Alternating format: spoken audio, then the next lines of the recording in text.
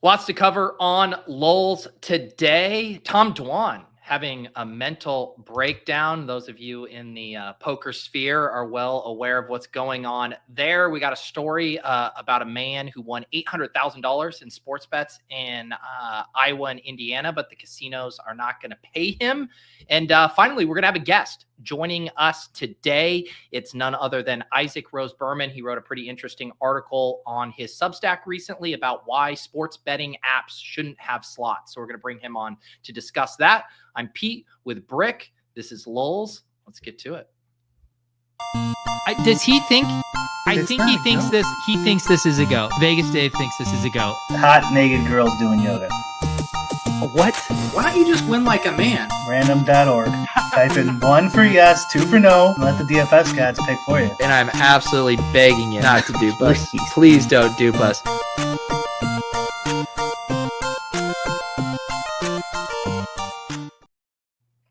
All right, Brick. We're going to have our guest joining us here in a little bit, but we're going to get to some other topics first. This was popping in the Lulz channel yesterday.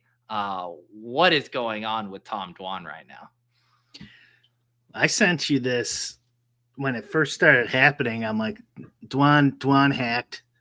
Yeah. That was my guess. Because if you go, he didn't delete anything either. So I don't think so. Go down.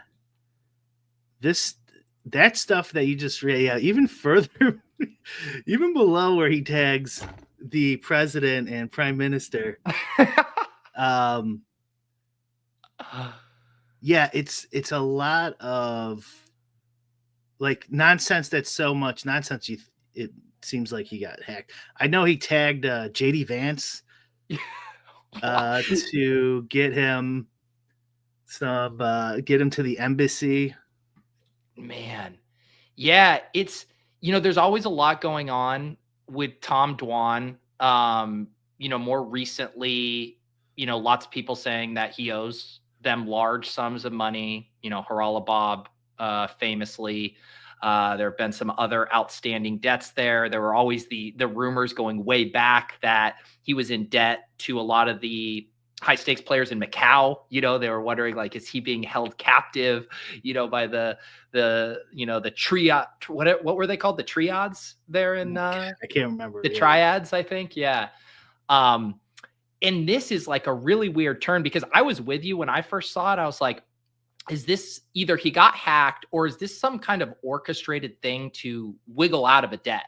To basically, like, how many times do you see in society people like claim mental insanity to like get off the hook for certain things? Is this like, I'm having a mental breakdown, so yeah, don't come asking me for money?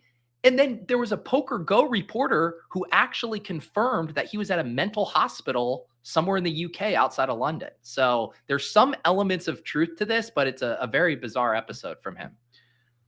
Yeah, I'm leaning towards this is 100% true. We did a Dwan episode a while back when he had that other debt issue, which sounded like he paid back enough where the guy was over it. Yeah. And when we were reacting to his interviews, I can't remember what our comments were, but it was pretty weird. It was pretty bad. Like, he wasn't making any coherent arguments. Yeah. And I wonder if, like, the mental health stuff, I mean, if this is mental health stuff, it's probably been going on for a while now. Yeah. And man, it is weird. Like, I have no clue. Like, I remember back, because I did all the man stuff where I was like, searching for Tom Dwan. It was like this bit I did when I was making videos for PokerTube and all this. And like, at the time he was married, I have no clue if he's still married. He was married to this pretty blonde girl. They were like traveling around. He was still doing the high stakes tournaments. I think it was the Triton series over there in Asia. And it just, like, something seems to have gone really wrong in his life. And I assume it stems from the debts, but like, he was friends with Brandon Adams, was like a very, respected person in both the poker and DFS industries, a Harvard professor. Like, it just seems like a weird fall from grace for someone who played at the highest echelon of poker, was very well networked. I mean, he literally has a quote retweet or a reply from Nate Silver. here. Say what you will about Nate Silver. I mean, that's a friend in a fairly high place. It's pretty wild. And this was a coherent response. Thank you. I'm so scared they're trying to kill either me or most of my brain. All the doctors and nurses said, what does OFC mean? A fucking course. Oh, I don't need drugs, yet they try to force. Please don't call me a boomer for not knowing what OFC is, but please, I beg you, anyone can help. And it gets progressively less coherent after that. Yeah. It's just, it's really weird. And like, Tom Dwan's MO for so long was basically a non-existent media profile. That's why he was so mysterious, right? Like he wasn't online. Like he would show up and play the cash games or whatever, but like he wouldn't do a ton of interviews. He kept a really low profile, which is kind of what like stoked the flames of like, what's up with this dude? Why is he so mysterious? And so to see like a very public nonstop meltdown, like as is, seems out of character for what a low profile like he's kept throughout the years. Like I'm on UK soil as a US citizen who's never been offside in the presence of 5 nurses who keep running away and escalating. What does that mean? Trying to have a handshake with the guy and chill out. I've asked for a beer from the start of this. A McDonald's too, please. Yeah. And it's like, what? I mean, he's posting photos. Yeah. I'm a huge threat to them right now. Please, I beg you, help me. I'm so scared. There's your JD Vance tag right there. Please pressure the maximum amount possible to save my life, JD Vance. Did anyone respond with the JD Vance meme? That would have been funny. I mean, this is a serious thing, so you probably shouldn't. People all thought it was like a joke or hacked because it's like, it's teetering. I mean, not teetering. Like it is absolutely absurd. And yet you can kind of tell the way he's talking, like it's very real to him. Like in his head, like this sense of urgency seems very real. Yeah. So let's see if I could defend Dwan here. One, for like high stakes gambling can really mess with you. Like I know this firsthand. Yeah. Like and he's been doing it since the early 2000s, right? So that is a lot of stress. And then I'm guessing the rumors are there might be some drug influence here. Who knows if that's true? And then you combine that with some mental health issue, and you end up in a NHS psych ward. Yeah. And then he tweets out, like, kind of at the conclusion of all of this, finally feeling a bit better. I got a bit stressed. Sorry. Yeah, just a little stress, Pete. Where's this reply? Got the ratio all good. Nobody noticed. It's cool. I mean, man, it's it does not. I mean, there was also this hilarious interaction with JMO, who tweeted out, "This is probably the most hilarious way Tom Dwan could attempt to get out of $100 million in debt. I'll give him that." Does anyone give less fucks than JMO? No, I don't think so. Yeah. It is, I think, legitimately sad, even aside from it, it seems like, like you said, like this living how he did for so long with the high stakes and the debts and the swings and all of that has clearly kind of like broken his brain, quite literally, it might seem. Here's another one where I could defend him. My own personal experience. I got in a car accident years ago, mid 2000s, and ripped my thumb off, right? I was in the passenger seat, drunk as fucking hell, Pete, right? Like I didn't even feel it. And the ambulance came, and like I was so like out of it, from an accident and being drunk. I think they have to like put you in a stretcher kind of thing. Okay. And like stabilize your neck. And I thought they were like stealing me or something, like kidnapping me. Yeah. For a second, I was just so out of it. So like, I wonder if he got in like a accident or maybe head trauma or something. I don't know. But it's clear. Yeah. Psychosis, as Jamie says, something's going on there. Yeah. And cause it's like that the tweeting lasted for a long time. It wasn't just like, there's one thing of like you're in a moment of panic and you send off something and you like later regret it. Like there were ebbs and flows to all of this. And I guess it's hard to know like what preceded him actually being put in that hospital too. Like he had to have done something. He had to have of lashing out in some way where they're like, you are a threat to civilians the way you're acting right. And they're just holding him because they're clearly letting him have his phone.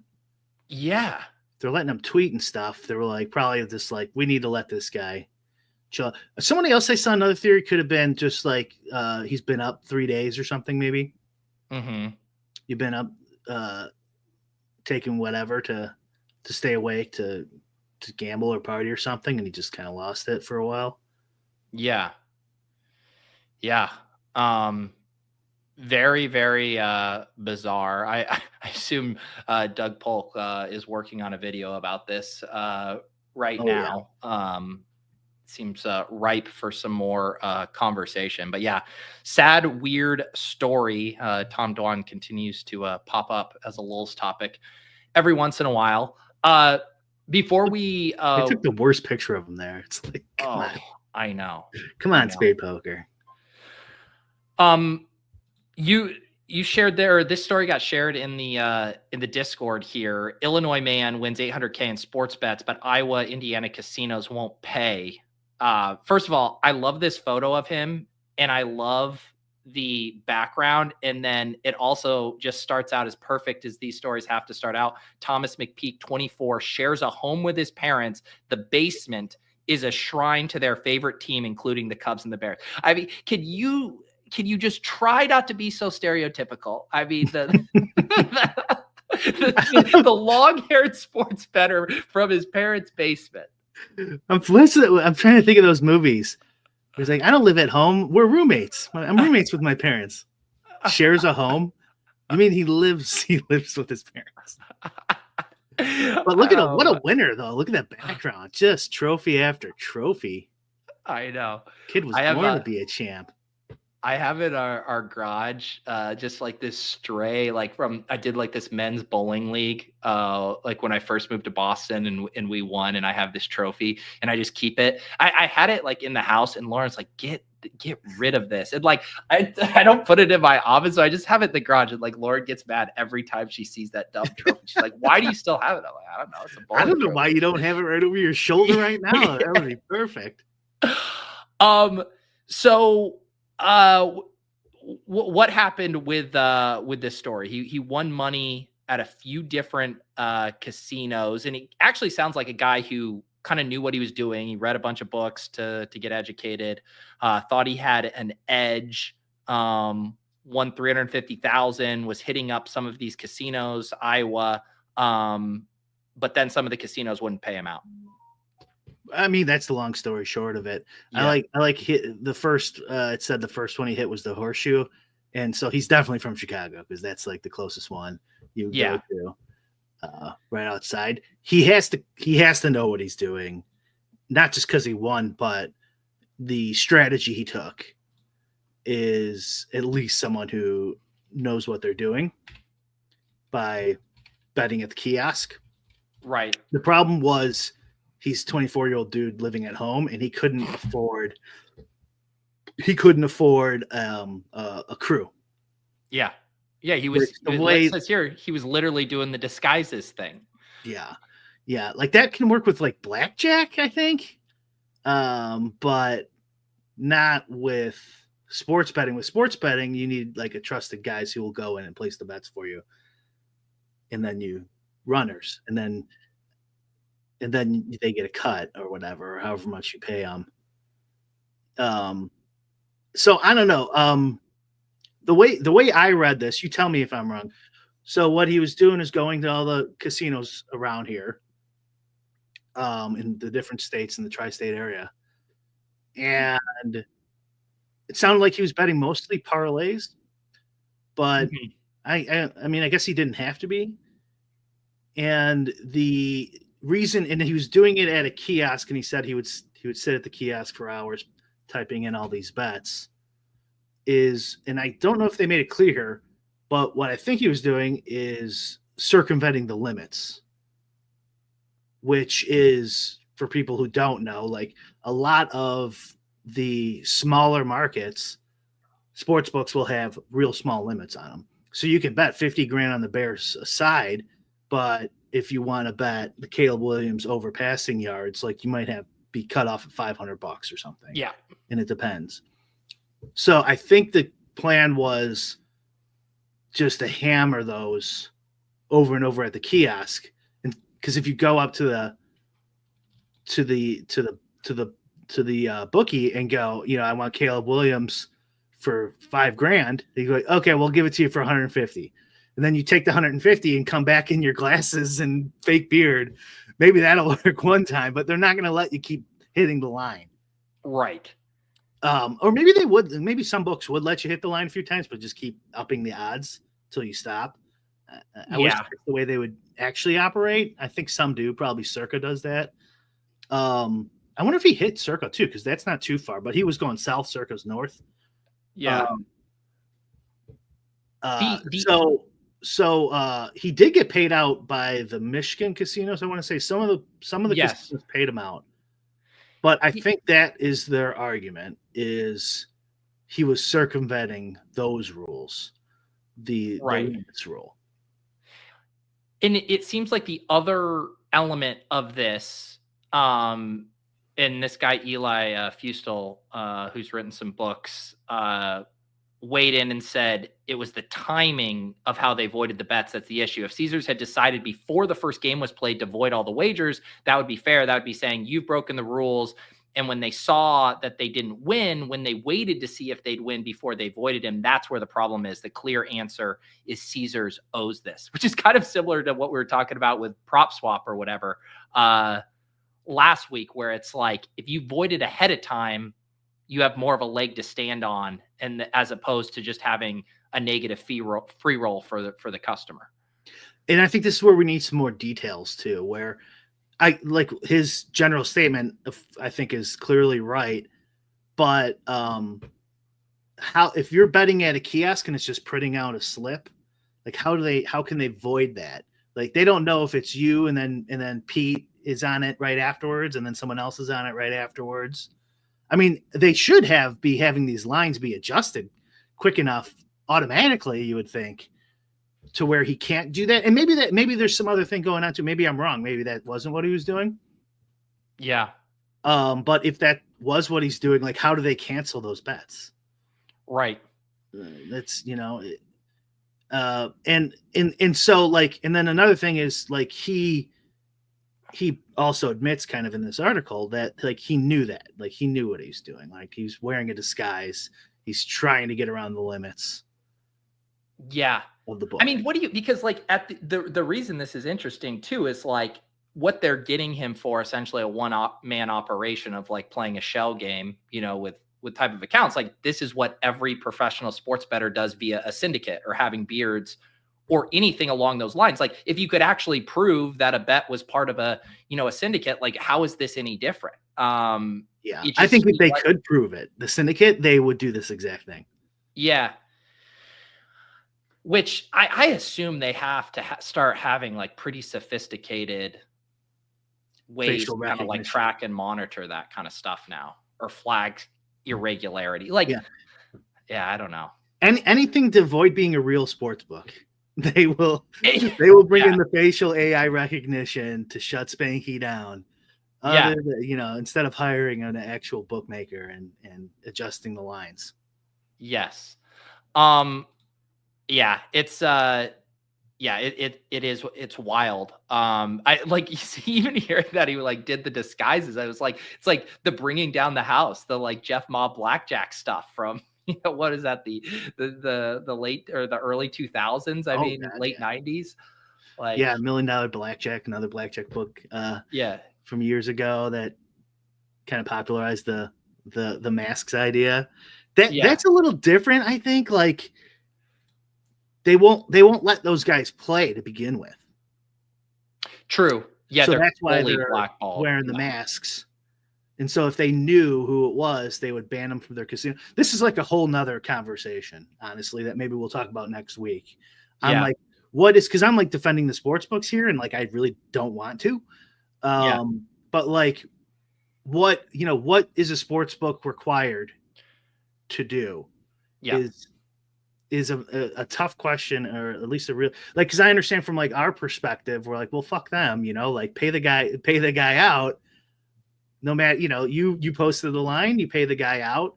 And maybe that's how I think. I imagine if this was like $27,000 or something, this kid gets paid out and banned from all the books. Yeah. When he started getting 350. Well, that's what we were talking about too with the other things with these companies. And it's just like, just make it a marketing write-off, whatever. Like, this guy took our book for a lot of money or whatever. But it's like, when you start talking about, $500,000 or $350,000, then it's a little different calculus. It's tough. It's got to be tough for them to go with that, because and like that's what I want to happen, is them to start promoting sports betting as a skill as it can be, but like actually allow people to be skillful and win money occasionally has to be the flip side of that. And they could have used this, like, man, this guy took us, but he did circumvent the rules, so we are going to ban him. But as you can see, you can beat these books. So come down to the Horseshoe Casino. Did you catch this other part in here? How old school this guy is? McPeak looks for wagers. Also, just an all-time last name, McPeak. Just going to take a McPeak here. Looks for wagers where he believes the odds are in his favor. He does extensive research that he tabulates by hand in a notebook. Wow. The ultimate hand builder, Brian, right here. This is a grinder.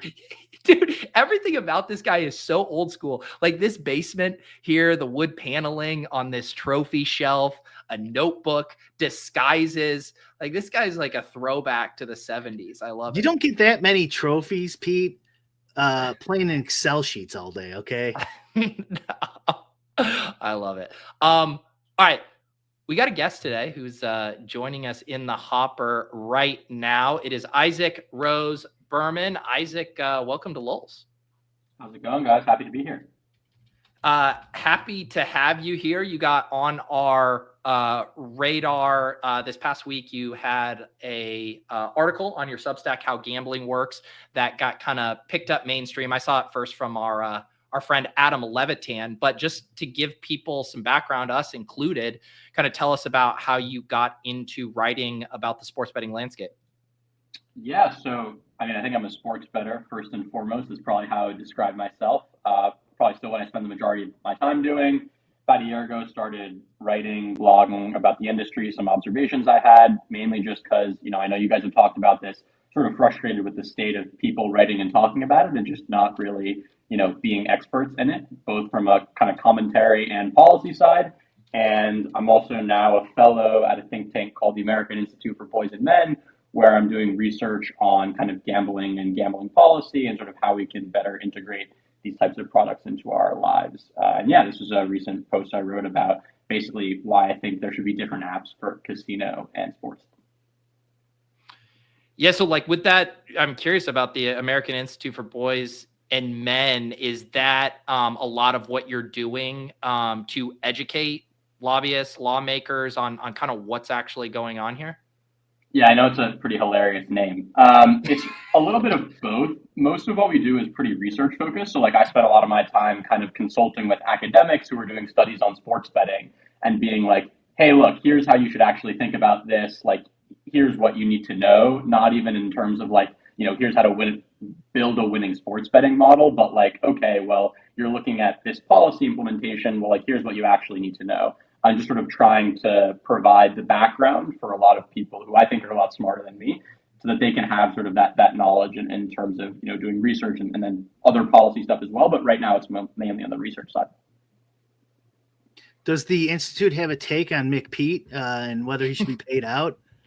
I was just listening to you guys talk about it. Yeah, no, it's a funny story. I've been in disputes with casinos over kiosk winnings that they didn't want to pay me, right? Like, this is not an infrequent thing. Seems pretty obvious in this case that he should get paid, and it's just like really bad PR on Caesars' side. All credit to him, right? He wrote his book, he wrote his bets down in the book, and he banked big. And Now he got the press to pick it up, so he's probably going to do it. As you guys mentioned, the thing about these things is that if it's a small enough amount of money, they'll like always pay it out.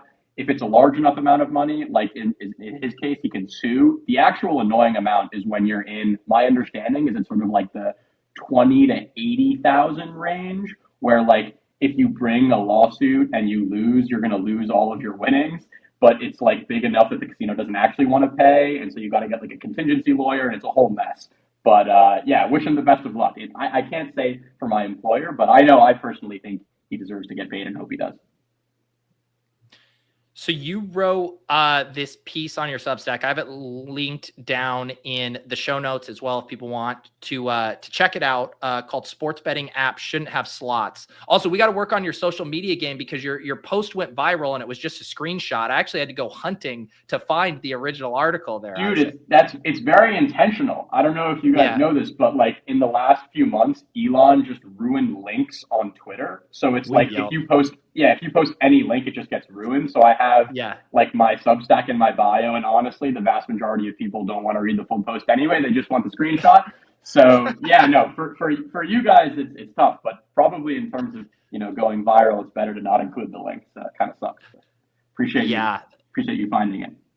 Of course, and I'll let you kind of set it up, but basically the framework here is that, these sports betting sites are now getting into iGaming. They want to make it as easy as for you to place a money line bet on the Cavaliers as they do to go play some online slots.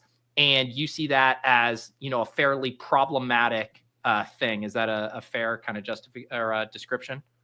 Yeah. And I think more generally, I'm always thinking about ways in which sort of the space can be made safer or better, however naive you want to say that is. And obviously, as you guys know as well as anybody, a lot of the sort of regulations that get implemented don't work for a variety of reasons, or they sort of significantly decrease the quality of the betting experience, right? I talk about this in the article. I think it's probably ridiculous that I have to get a background check for a $2,000 credit card, but I can just go lose $30,000 on DraftKings in a second. I think that's probably bad. But then what's the regulatory response to that? Well, I don't really want to submit my bank statement to prove my income to DraftKings. I don't want to do all of these things.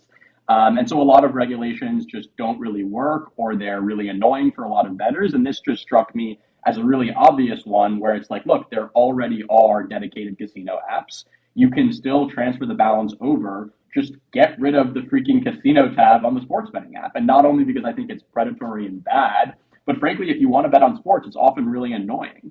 And so I just think it's a good all-around solution. And those are pretty rare when we talk about regulations in terms of things that aren't difficult to implement from the operator, aren't going to be impactful in a negative way for the bettor, and actually would have sort of positive consequences. I talk about this in the article, I play a lot of online casino when I'm in those states, not because I ever want to, and I never download the apps, but just because it's always there, and sometimes your brain wanders. Yeah, that ease of use is it is crazy for even someone like yourself who sounds like you want to be a plus EV sports bettor, want to make sound decisions. That temptation being there. What do you think, Brian? As far as this proposal, or just the ability for sites to have kind of iGaming alongside their sports betting offerings? I don't know. It's really it's there's a lot going on here. So I think the first question should have been long before we've had this discussion on what apps are allowed to do. Should they have allowed Force of Society, the casinos at all, the iCasinos at all in America?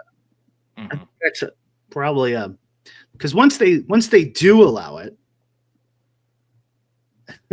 then you're going, okay, it's actually not. It can't be that bad for our state of Illinois or whatever, because you legalized it. And there's just so much going on here. It's kind of hard to really answer that so easily. Because I'm also of the mindset that 1%, it's the inverse Pareto principle. 1% of the population causes the outsized majority of the problems. And it's the same thing with addiction. And so there'll be a small subset that has issues with this product, but like we all have to pay for it. Like we all have to do the extra legwork for the credit card, or not even be allowed to use our credit card. And like like the numbers show, like if you're like a 45-year-old or older woman, you have like almost no chance of becoming addicted to this stuff. Although it does happen, it's very rare. You could correct me if you're, but I'm pretty sure I've seen. So you're like pretty. I mean, for sports, obviously, you'd actually be surprised. Like online casino is a lot more split, both on the gender and age wise. Like a lot more women play slots. It's sort of a similar demographic if you think to the people who play like Candy Crush, sort of tacking on that similar stuff. But which is why, like, to be clear, I completely agree with you. I think online casino is horrible. I don't think it should be legal. If you scroll to the bottom, I'm like, look, I think this should never have been legalized. And I hope that the states that, like right at the bottom, like I don't think it should be legal. I think the states that have it should push it back. But like in the meantime, this just strikes me as something super simple, super easy that should be done.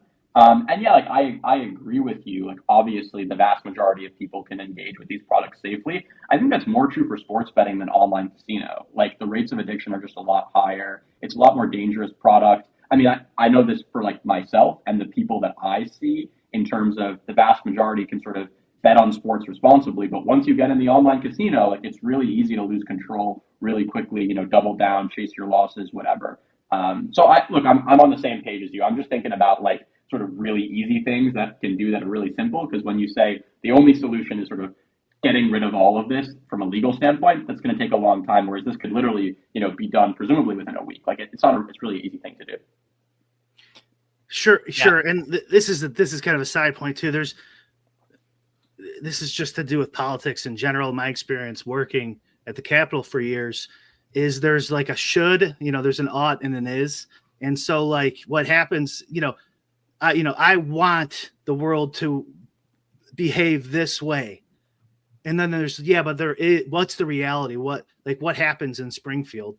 And so like, although like even if I supported something like this, I'm just saying hypothetically, what happens is then there's a negotiation from the stakeholders, which in this case would be like DraftKings and et cetera, and then you or who's ever advocating on the other side, and it's always a give and take. And so they'll go like, okay, we'll spend the money to make this change, but then we want this, and then through the camel's nose effect of politics, which is how all this started, especially in Illinois. Eventually, they'll be the ones utilizing this to their own benefit in one way or another, and maybe even eventually getting it removed.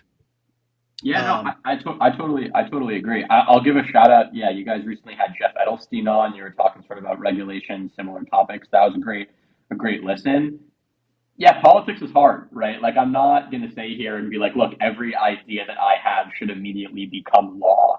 But I think when you talk about relatively simple regulatory fixes like this, and look, obviously I'm young, I haven't worked in politics for a long period of time, but my understanding is that there are certain things that are easier to do than others, and especially when you kind of get something where everyone is on board except for one stakeholder, right? Like, who is really against this besides the sports books themselves, right? Well, presumably maybe the regulators and legislators who are getting less tax revenue as a result. But like this one seems to me to be fairly cut and dry and like an easier case to make. But yeah, I don't know. I don't know.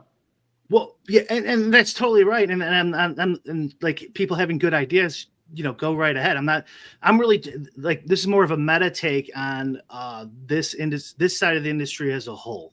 In my opinion, in my experience, is we like focusing on this aspect is kind of a waste of effort. Like generally speaking, not your idea specifically, because what we really should be doing is focus on protecting bettors. And so what do you think that would look like outside of stuff like this? Like, is it getting rid of iGaming? Because I think, online casino should be gotten rid of, like 100%. I've written about that before. So like, I'm curious what you think that would look like. like banning winning players, like this guy stuff, making realistic limits and holding them to it, easy, quick adjudications for bettors who have grievances. just down the line, listen, everyone knows about problem gambling. Everybody. No, there's no one on the planet who has an IQ over 90 who doesn't know that problem gambling is a thing. And there's ads, there's billboards on the streets, it's articles, it's in the zeitgeist of this country as a whole. And so like that's why it's easy to kind of be on that side and just be like a podcaster and go like, problem gambling's horrible, bro. It's fucking like I know someone who lost their whole life, because yeah, everybody knows, but there's like almost zero people defending actual bettors and gamblers and a presence there to counteract the presence that's always going to be there, always will be there, has the money, the power, and the connections, which is the business lobbyists. And they utilize these good ideas. Let's say this is a good idea for the sake of argument, for their own benefit. And so, what if we're going to put all our effort into this? Let's just talk about protecting bettors and shaming them for advertising like they do, and then if you win, they kick you out. How about this for an idea? Yeah. What if sports betting sites, what if they were required for every single person they limit in their sports betting side of the app, they have to limit someone to the same limits on the iGaming side? You have to take a loser. You have to take someone who's hemorrhaging $2,000. Guess what? Now you can only do $1 a spin. You can't do $25 a spin. If you're going to limit, you have to limit across all of your stuff, both losers and winners, back to reasonable amounts. Yeah. So look, Brian, I'm 100% on board with you, especially when it comes to the predatory advertising part. I've said this before.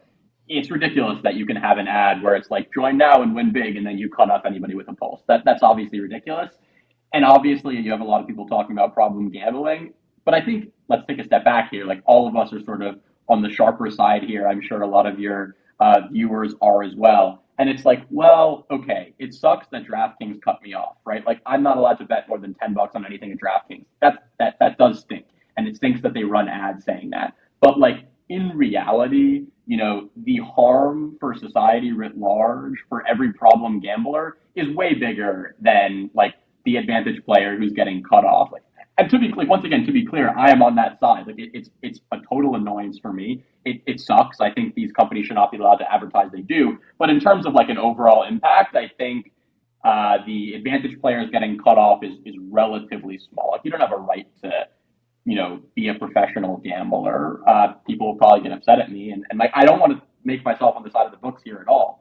But I just think these issues are a little bit more. And you can sort of relate them by saying, in the same way that they cut off the sharps, not just from the casino, but they're sort of raising limits for VIPs, right? That strikes me as pretty bad. And so when you talk about, I'm always thinking when I talk to policymakers or regulators and I talk about them limiting winning customers, I don't just mention how they cut off winners, but how that same mechanism is used to increase the limits for people they've deemed to be particularly bad or big losers. So I agree with you. We're on the same page in terms of what gets regulatory attention. It's a tricky question. Now, so I think there's a little conflation there, in your niche. So because I started this by saying if iCasinos are so bad, the solution should just be they're not legal. And same thing with sports betting. Listen, I'm open to the idea that all gambling, DFS included, should be banned because it's so detrimental to society. If that's the case, so be it, right? But once we're in the legal, real world here, and it is legal, I think that changes things. So now we have legal, people can win. The outsized majority of people see gambling as an entertainment avenue. And so here's another thing too with the zeitgeist of the country. Most people see gambling as a sucker sin. Politicians see it as a sin tax. Most people see it as a sucker thing. But I still haven't heard a good argument against this. It's 100% an entertainment product. It might be one you disagree with. There's plenty of them out there that I disagree with, but it's still just an entertainment product. And so if you're going to a movie and you don't like the movie, you don't like tough luck, right? Like it doesn't matter. So like gambling as a whole. So like let's say this. Let's say gambling you could never win at, right? The gambling gods come down and wave a wand, like no one can ever win. It could still be an entertainment product in theory. You just totally always going to lose long term, no matter what. Yeah. In any just get rid of sports and DFS and think of it as like online casino, right? Like no one's winning at the online blackjack table. Just make rakes so high no one could win in any of these things. Doesn't matter. It's just a fictional scenario. It's still somebody could still, just like in a movie theater. Like my analogy is always like, it's like betting on a sports game side is like going to the movie theater, except 45% of the time you get double your money back. So you get to watch a movie and you might even win money. Like, holy cow. Like, I can't believe, because that they don't do this at movie theaters to bring back movie theaters. I bet people would like it. Yeah. And I mean, look, I totally agree. I bet on sports. Like I know a lot of people bet on sports for fun. At the same time, right? Like there's a difference between a product that is addictive and one that's not, right? You don't have people who are taking all of their life savings and going to spend it all on movie tickets, right? Like these are fundamentally different products. And I get that it is entertainment for the majority of people. You do have people spending their money in lots of different entertainment industries. And even, I bet there's some sicko out there who spent a shit ton of money on VCR collections and stuff like that, whose wife's like, well, how can you spend $50,000 on it? It happens a lot more. And also, I think the gambling addiction rates, if you polled the country, they would say it's 20-30% of people get addicted to gambling. I guarantee whatever it would be. And it's orders of magnitude higher than what it actually is. But if you look at the numbers, it's between 1 and 3%, usually around 1 for severe. And the studies do change, but of course there's going to be some variation in these studies. And furthermore, it's, again, the inverse Pareto principle. It's a small number of those that are the ones you described. That doesn't mean like that's not a bad thing, but this happens throughout society. In food, like people eating too much food and porn and just cigarettes, booze over and over again, and all these, and those are just the tip of the iceberg of people's addictions. And I Googled this yesterday before the show. Not Google, but ChatGPT. If you ask ChatGPT, what percentage of, if gambling didn't exist on the planet, what percentage of these addicted gamblers would be addicted to something otherwise? Of course, you can't prove that, but they can look at like comparative studies of people who get addicted to other things and I did 3 or 4 of the different AIs, and it's about 30 to 50% would be addicted to something otherwise too. I mean, addiction like often stems from a problem in your life, and people have different vices, and there's often a lot of right? Like gambling addicts are far more likely to be abusing alcohol and drugs, right? Like these people have problems in their lives and they turn to vices.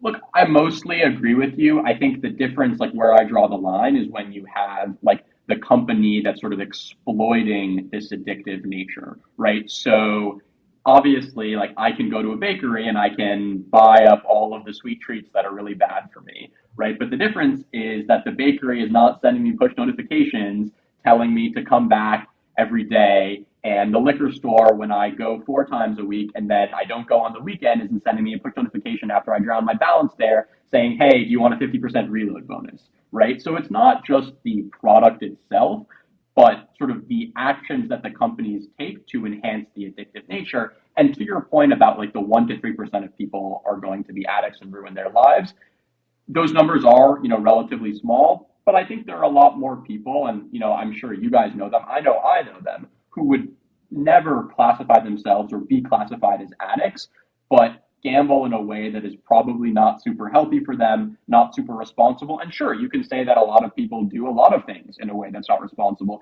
I'm on Twitter way too much. Like my life would be way better if I spent a lot less time on Twitter. And you don't, hear me crying about how like I'm a total addict.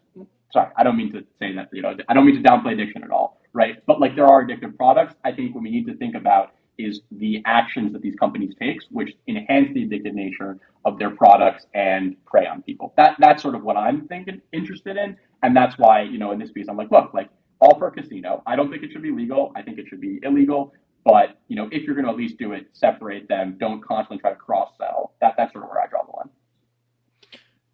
I mean, yeah, again, like if you could just go in there and be like, hey, this is a good idea, and the legislator's like, yeah, that does sound good. Bill passed. Now you can't do that. I would not have no problem with that. Obviously, I don't have a problem with any of this. This is all just theory, anyways. And they're going to do whatever they want, anyways. So like this is all just for fun and games. I think most people don't realize that. Really, just the only reason I'm like interested in this topic is because I really think it's just because gambling is seen through all these prisms of it was illegal, it's bad, it's a sin. It's a sin tax, etc. That we put a lot of outsized thought on this piece of this entertainment product, and which is fine. People could do whatever they want. I just think it's a misallocation of if we have any influence in this side, to not be focusing on the actual bettors, as opposed to this population, which, by the way, there's like gambling lines, there's phones and casinos that you could call. This is not a topic that has not been explored to death before sports betting was even legalized in these states. Like they have, to be clear, I also think of this advocates for this, but players have none. I mean, to be clear, I think of this as like a player advocacy thing, right? Like as someone who is not addicted to gambling, not having slots or casino in the sports betting app would make betting a better, more enjoyable experience for me personally. And I know that is true for others as well. So that's why, like, I actually do think of this as something that is beneficial for bettors. And when you start talking about like, mandating limits, it gets into a tricky space, right? Because like, if you are a crusher, if you are doing really well, you don't want the government to step in to be like, this sportsbook has to take your $200 bet, like offerings will decrease. You won't be able to do all sorts of crazy same game parlays, props that you currently do now. So I think it's really tricky when you talk about stepping in on a regulatory stance, on a regulatory side to like protect sharp bettors or people who are winning bettors, to be clear. That's who you're talking about. People who are because if you're a losing bettor, the sportsbook loves you, right? Like the experience is pretty sweet. So I think that's trickier. And I do think this is something that would improve the betting experience for a lot of people and isn't just sort of a specifically how can we protect addicts angle kind of policy. Sure. I mean, that's like subjective.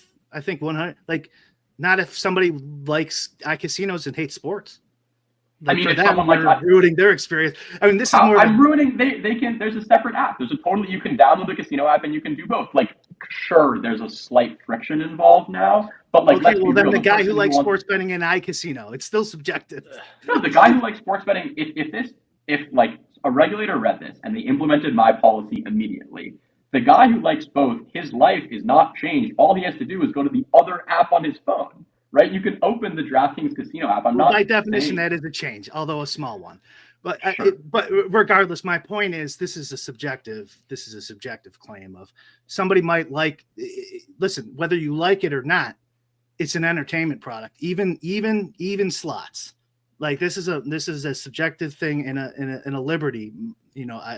Should someone be allowed to waste their money even though you think it's frivolous? And I think we all would agree, yes, you should be able to do that. So like that, that's another angle on this that doesn't get explored. But like Pete, you want to say something I could tell, so go ahead. Oh, no. I just, I'm curious, like knowing the own temptation for you, Isaac, with the iCasino stuff. Have you ever considered pressing the self-exclude button on the iCasino angle? So you can't, that's another thing. You can't exclude from iCasino without excluding from sports. Like okay. I make my living. Yeah. I make my living betting on sports. Like that's how I pay rent, right? Like I can't self-exclude. Like I can't not that I really ever would. And frankly, like a lot of the, I mentioned in the article, like how much online casino I play. A lot of that is sort of like promo induced, where if you're going to give me a rebate to the point where me playing online blackjack is actually plus EV, then yeah, I'm going to do that. But yeah, that's another thing where, yeah, you can exclude from one and not the other. So I know it's never even been a consideration for me, but I know a lot of people for who they would do that, and they actually would prefer, like I would like it if I could exclude myself from online casino. But if you make me do both, obviously I'm not going to do that. So if you self-exclude on the iCasino app, that means you can't go on the sports betting app? My understanding, so self-exclusion varies by state, which is another big problem, right? Because if I self-exclude in New York, I can just go to New Jersey. But my understanding of the way that most of the self-exclusion works is that it's pretty universal, and you can either do it like for all of the apps, or you can do it for an individual. But if you self-exclude from DraftKings, you can't only exclude from DraftKings Casino and not DraftKings Sportsbook. And also, if you self-exclude with your state, it also bans you from like going into casinos as well, land-based stuff. So yeah, there's no separation there. And that's because, as Brian will know, there's just like people see gambling as a vice and they sort of group them all together, even when there are sort of different kinds. And my point is, look, I think sports betting maybe has its problems and maybe should be regulated differently, but that is a fundamentally different, for me, more enjoyable, and I think for the overall population, much safer product than online casino. And I think the data backs me up on that. And again, I think that we all are talking maybe past each other a little bit, where I'm talking also to like Pete here, where it's like, I think, that I've been saying for a couple of years, at least at this point, there's a difference between like what we should be, what I think we should be talking about, and this other aspect of how do you handle, what do you do with the 1%? Like this is a thing. How do you handle it? That is a problem, by the way, that is in all of society. It's a really hard problem. It's a real hard problem. So, but like, just out of curiosity, let's say instead of it was 1%, let's say it was 0.1%. Would you care? Of course I would so care. So 0.1%, you'd want. I would care. Regulation. That whether I care is a different question than whether or not I. Whether you want regulation. It depends. It depends on the regulation, right? Like, let's say 0.00001%. Do you still want regulations? I mean, we have regulations about airlines and their safety when the percentage of people who die on airlines is like 0.0001%. And presumably we think that those are good regulations, right? The question is the relative downsides of those regulations, right? If those regulations ruin the product for everybody else, then obviously, no, I wouldn't want that. But theoretically, if you could have a regulation that would have the amount of addicts without significantly decreasing the experience for everybody else, then yeah, I probably would want that. But I also think like these numbers are small, but gambling addiction is really bad, right? Like it has the highest rate of suicide of any addiction. It's not something that only impacts the individual. We're talking, studies, whatever. It's like 8 to 10 people who are also impacted, family, friends. It's a really horrible thing. Are you sure those are adjusted for gender as well? Because men are extremely more likely to be sports bettors and way more likely to commit suicide. I don't know. It's a good question. I'm pretty sure they are, but going back to your other point, like a lot of it is that there's comorbidity. I mean, the difference is like, look, if you have a gambling addiction and you go into huge amounts of debt, you often feel a lot more helpless maybe than someone who's like, doing all of these drugs, right? Because it's almost impossible to see how you could get back. And also, right, gambling addiction is the only addiction where you can theoretically do the thing to get your way out of it, right? Whereas you can't out-heroin yourself out of a heroin addiction, but a lot of people think of gambling addiction as purely a financial problem, which obviously it isn't, in which case they're sort of one bet away. Now, I don't have the statistics in front of me. I'm not going to there's once again a lot of comorbidities where people who are gambling addicts will also be drug and alcohol addicts. But yeah, look, do I think that policy should only cater to the very small number of addicts? Of course not, right? This is a product that a lot of people are enjoying safely, and we should focus on them. But like, if there are things that we can do, like I would suggest this sort of slight regulation that would decrease the amount of problems without really impacting in a negative way the vast majority of people who are doing this in a safe way, then yeah, I think those are things that we should look at. So like again, this is just my anecdotal experience, but most regulations are used for the benefit of the businesses that they oversee. And even with the best intentions, eventually they get massaged by the people who are there forever.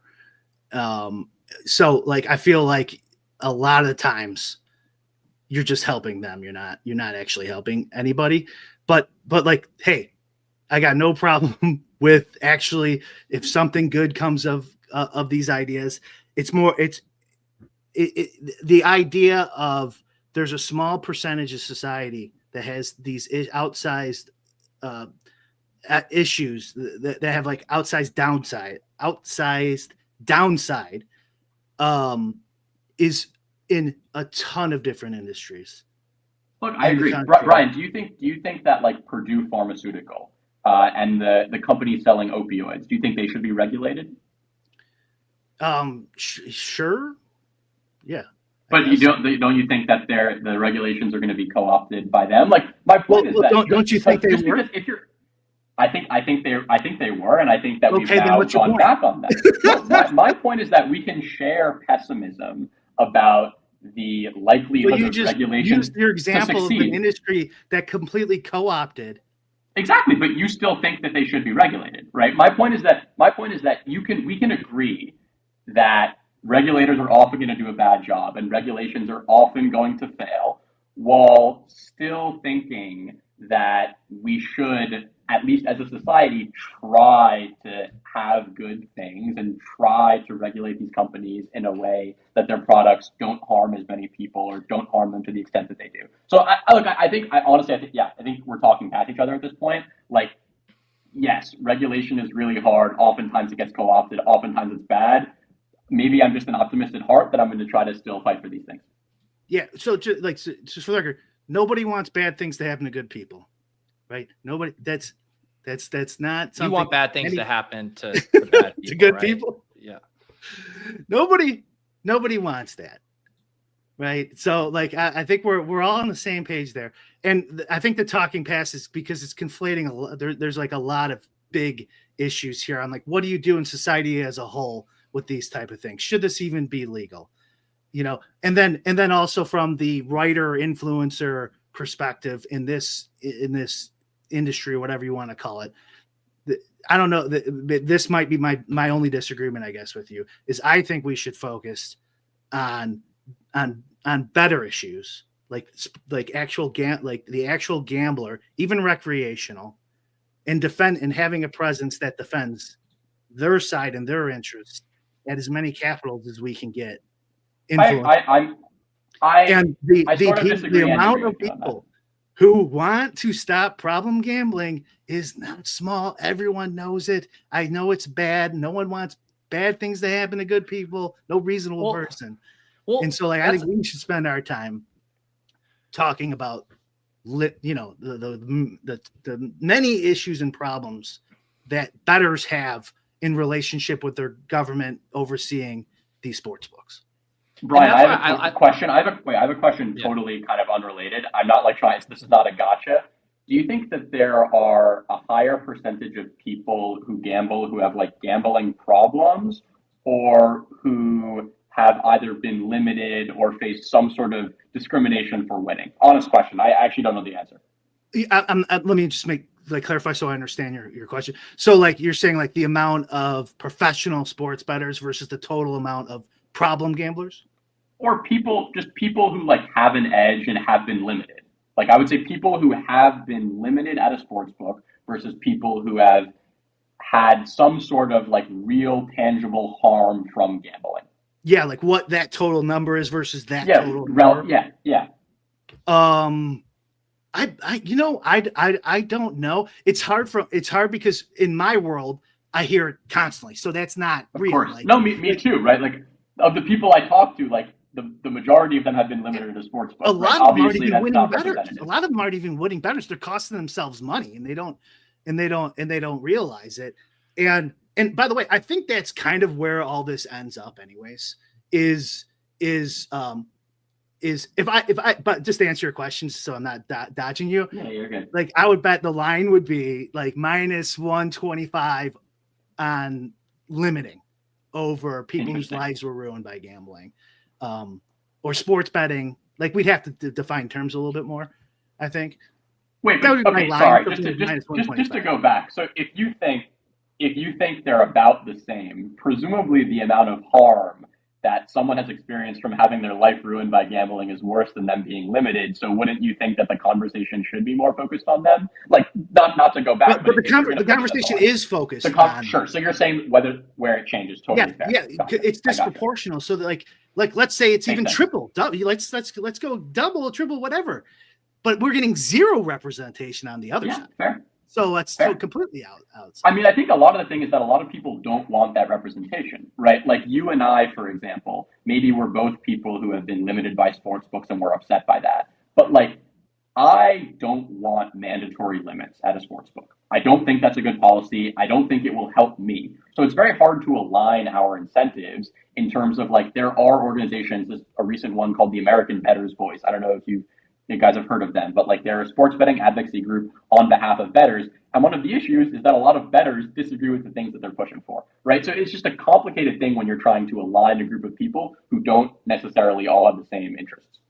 And when I go to those websites, because I'm interested in this, so I go to. I'm not sure if I went to that one specifically. Like their number one policy is stopping problem gambling, and I think a lot of those are funded probably from interests that aren't in line with bettors.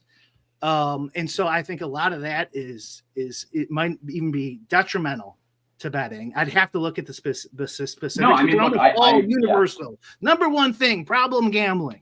Like what? I'll tell you. I'll agree with you. So I'll just bring it back to sort of a separate topic where like I'm doing research on gambling, right? And we're trying to understand the impacts of gambling. And one of the issues we face is that a lot of the research on gambling and gambling policy and gambling addiction and like what we should do about this are funded by casinos. So your point is very well taken that like the people who are pushing this often have vested interests that are not aligned with others. And that's why I'm happy to say that we don't have any, like casinos don't pay me, right? Like they're not funding my research, right? So like it's a really hard question. Policy and regulation is tough. That's why I do like, it's funny, right? Because would you ever see, you mentioned the problem gambling. Would you ever hear the phrase problem igaming? You know, the reason that gets pushed, right, to Brian's point, is it lumps in all of these interests that aren't actually just trying to protect it. You probably would never see problem igaming catch on, right? Because that doesn't actually benefit the casinos. They can't actually use that to their, Trojan horse benefit. Well, to be clear, the reason that this sort of dichotomy of, 1% of people are addicts, everybody else is okay, this is something that's pushed by the casinos because then they can say that, the vast majority of people are doing this responsibly. That's why you hear these very, very small numbers of addicts, and you don't hear about how in those same studies, it's like, maybe 20% of people are actually engaged with these products in a way that's not to the level of addiction, but is not really bad because, as Brian has noted, like the interests of the casinos are to like co-opt these regulations and make it so we only care about the addicts and we don't care about the other people who are losing a lot of money in a probably pretty irresponsible way. It's hard. But focusing on the gambling addicts is what they want, is what the sports books want. They don't want you focusing on betting and winning bettors and blackjack players and stuff like that. They don't. Well, because it goes against the dream that they're selling, right? If you make, for example, if you mandate that every sports betting ad has to finish with a little thing that says, "If you are a winner, we will kick you out because we don't accept winners." That would be really bad for their business because Joe Schmo on the street who wants to download DraftKings because he thinks he can win big will be like, wait, this is a rigged game. It's not fair for me. You're exactly right. They don't want to talk about that because it goes against the dream that they're selling. My point is just that the actual impacts, the people being impacted for that, are still a much, much smaller issue than the people experiencing gambling problems. Well, either way, wouldn't even that be something better to advocate for? That you have to advertise you cannot win here. We're going to kick you out. You have to advertise that. 100%. Look, if we're going to rattle off things like advertising regulations and other policies that we think would be good, like we could both be here all day, right? Like it's not just you have to do one and not the other. I think that would be a great regulation. And my understanding is they do that for DFS. Like I don't play that much DFS, but like when you go on, it sort of says like 1% of people win, 87% are long-term losers or whatever. It's also unclear whether that stuff actually works, but yeah, I think for transparency's sake, it would be good. And because that is exactly, you're right. They do post like that, and that's exactly what would happen if you did get a law passed. Is they eventually would get it like, well, we put it on this back page, and then it's a little carve out. I remember I was looking at you can get a job somewhere else. You wouldn't care about this interest, but they're there. They're always there. And so, like here's what I think is going to happen is they're going to increase regulations. I think there's going to be a big crackdown on problem gambling stories. They've already been pumping them up. And then they're going to mode off competition. It'll be a small amount of legal sports books. And eventually they're going to do whatever they want. And whether they have to advertise it or not, no one will be able to win, period, except maybe some of the sharpest syndicates who can figure out a way to get around it, which is going to get increasingly harder with AI to be able to detect these guys. And we were just talking before you came out with like even their runners getting facial recognition and blackjack players getting facial recognition. That's where my minus 600, that's where I think this ends up. And if you don't want it to end up that way, maybe gambling should just be illegal. I'm not even saying it like I know this guy will not stop fucking posting in chat about how much like I love heroin or something. Is it this your first time experiencing T-Bear? This is T-Bear. Nobody provokes people quite like T-Bear. Like seriously, like you could ban gambling entirely. I will find something else to do, and if that's like super beneficial to society, I'm all for it. And I'm open to the idea. But like back here in reality, I think that's the overwhelming likelihood of the outcome. And so if we think that's true, the strategy of talking about problem gambling is not going to fucking solve that. You need a different strategy to stop that from occurring. It's going to happen anyways.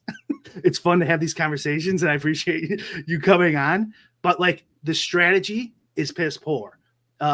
It would not work when I was there, and it's not going to work now. It's in their benefit. They want it.